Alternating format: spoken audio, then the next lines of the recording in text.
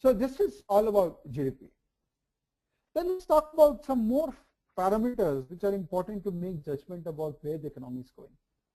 So again, in the GDP, you have identified parameters like consumption, parameters like investments, parameters like government spending, parameters like export import.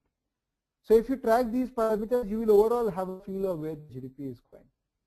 Then comes the other parameter called the IIP, which is the industrial production. Now we are getting into some micro parameters. What is IIP? IIP is nothing but the measure of the industrial production. In simple terms, if your industrial production is going up, your industrial demand of goods is going up, your industrial production is going up. So GDP, the industrial GDP of the country is going up. And any country cannot purely sustain on the services sector. The industry has to perform, particularly the kind of population base we have. We can't just sustain on the saving on the service industry. We have to have a healthy industrial growth as well. So if we have quarter-on-quarter fall in the industrial production, that means definitely there is some major problem with regards to our industrial scenario. You know, what are the components of IIP? I mean, again, this is getting slightly technical in nature. So we have electricity, we have general index, we have manufacturing, we have mining. So these are various components. So when we talk about IIP growth, we look at each individual component growth, and those components is typically the industry where they belong to, and each industry will have its own demand and supply variables that will affect the production, that will affect the growth of that industry. For example, the capital goods. Capital goods is extremely sensitive to interest rate. If there is a rising interest rate scenario, capital goods sector will not perform. Mining is extremely sensitive to government policies. If government policies does not support mining sector, the sector will not grow. Just like it was a degrowth sector in Karnataka for some time. Now let's talk about inflation. What is inflation? You know, in a normal general parlance, we talk about inflation, which happens in our life, that the prices of consumption commodity which we consume is going up. And then there is a wholesale inflation, which is like the prices at which the company sells the good, the prices are going up. So there are two forms of inflation. There are two reasons why inflation can occur in a country. One is the demand pull inflation, which basically there is an increase in aggregate demand categorized by the fourth section of the macroeconomics: land, labor, capital, and entrepreneur. So when there is extremely high propensity to consume in an economy, where there are limited resources where there are limited money available to buy multiple resources, when there are limited resources available, a lot of money available, per capita income is going up, there are limited resources, you will see an inflation which is led by the demand in the economy. And cost push inflation is when the cost of raw materials, cost of services in overall economy is going up. For example, in higher interest rate scenario, inflation is caused by cost because the interest rate forms a very significant part of the cost. And in a lower inflation scenario, in a lower interest rate scenario, the inflation is caused because of the high demand scenario. Everybody with me? I was not getting bored.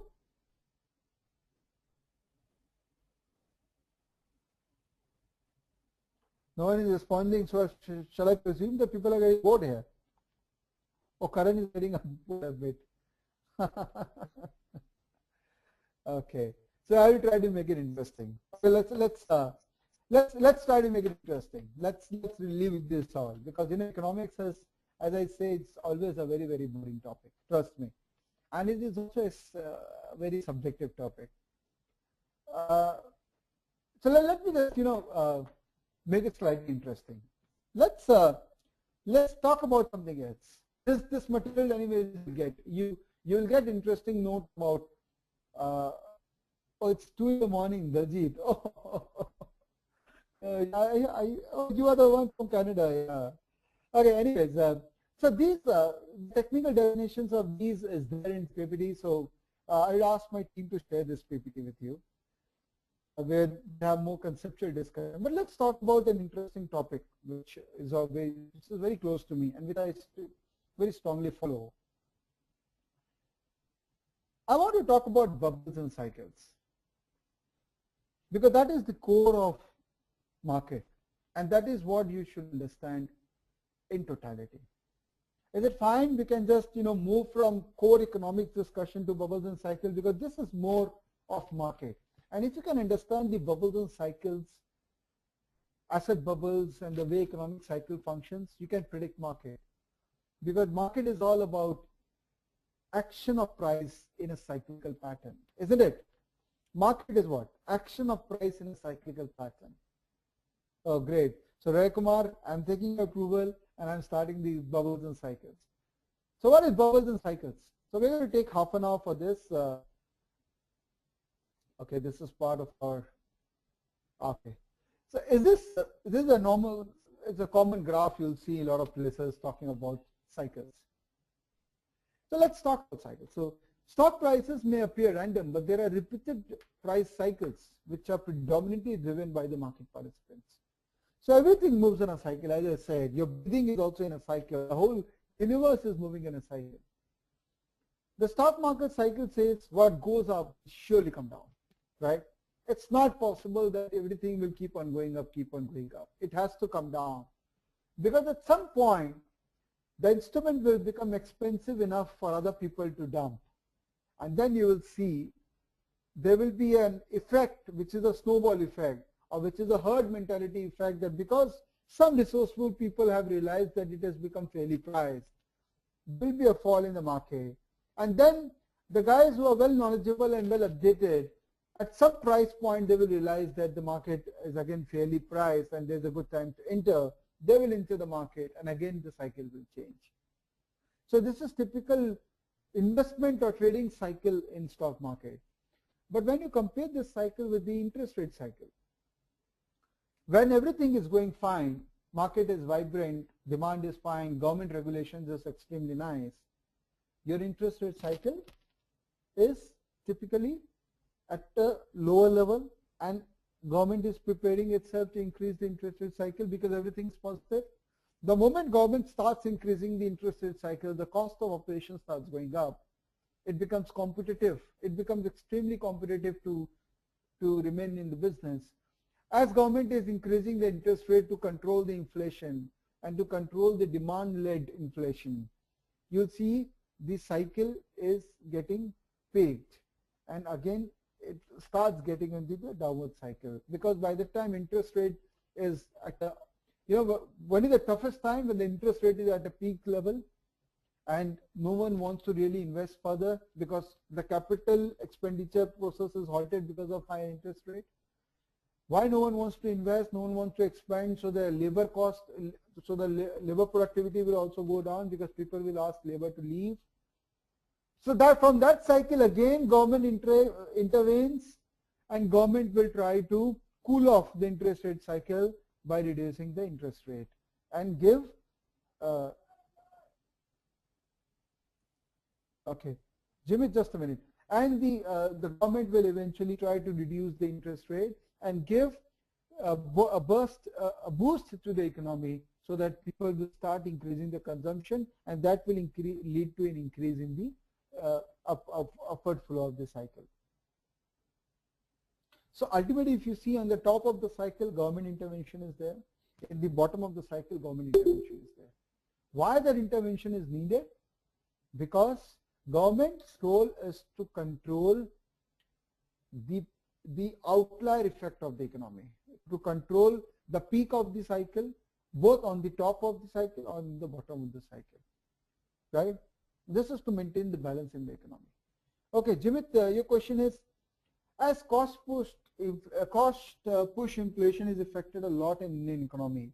As I observed that by reducing price of crude oil, which become cheap for petrochemical plastic manufacturing companies and prices of these companies shoots up, right? Am I right in the observation? Definitely, definitely. Crude oil is the mother of all cost. Almost all, I would say 60% of the products are coming out of crude oil. So if crude oil prices are going down, the production cost of all these petrochemical products is going down.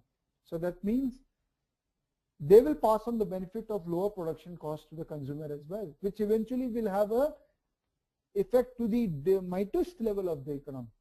So that's why you see as crude oil prices have gone up, all these stocks have outperformed. And at the same time, the market has also outperformed because they realize that the overall balance sheet of the Indian corporates will improve because of reduction in the crude oil prices. Okay, now coming back to cycle. So what are the phases of cycle? And this is the typical phase of the market trading or investment cycle as well. The four components of the market cycle are the accumulation phase, where you accumulate because you have first-hand knowledge about where the cycle is going to go. And this typical accumulation is done by the owners. That owner can be an owner of a country, which is the government.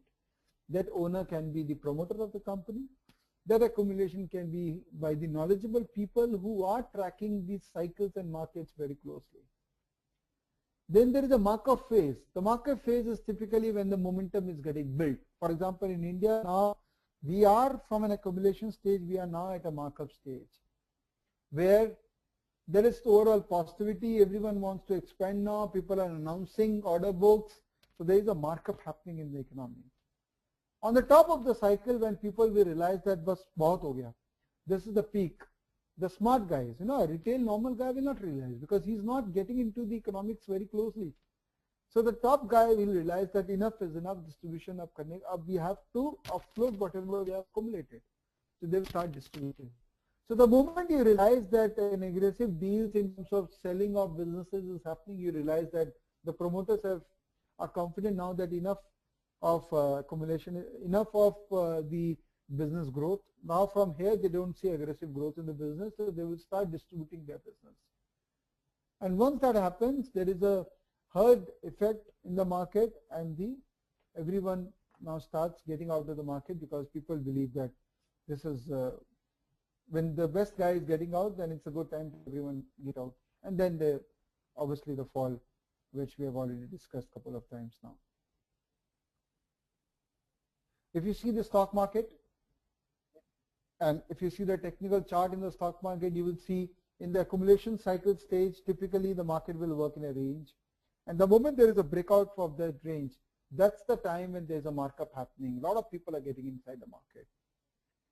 The peak, no one really can predict the peak, but the peak will happen when there is too much mass hysteria. Everyone is talking about unreasonable numbers. For example, in 2008, the peak was in India was Reliance Power issue, and that was an unreasonable number. Are we talking about peak, global peak today when Alibaba has come out with their initial offering, and yesterday it was valued at almost $200 billion company? Do you think it's a peak now?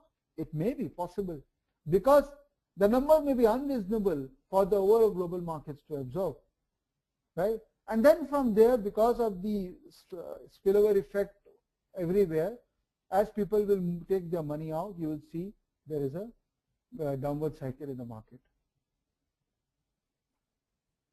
Okay, you see clear signal of the downward cycle before markup of the downs. So there is now each phase has a fancy for one kind of an instrument.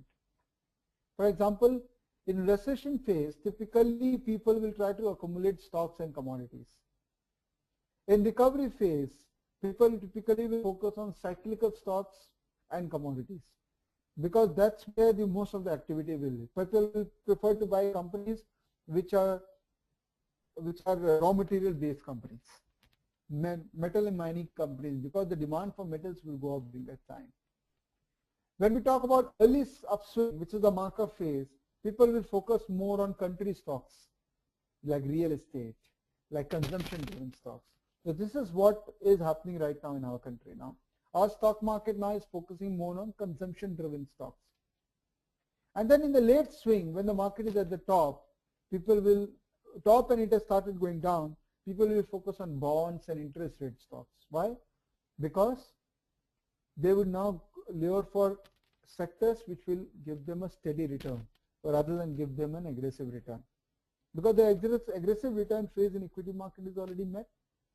And when the economy slows down, people will focus and keep their money purely in bond to get a fixed income, fixed deposit return. So each phase of the economy will see fascination for a particular kind of instrument in financial markets. So this chart actually gives a very good perspective about that phase, where initially you want to focus more on cyclical and then industrial, then energy stocks, because energy at its peak market activity, energy consumption is extremely high. So those stocks will give you maximum return. That's why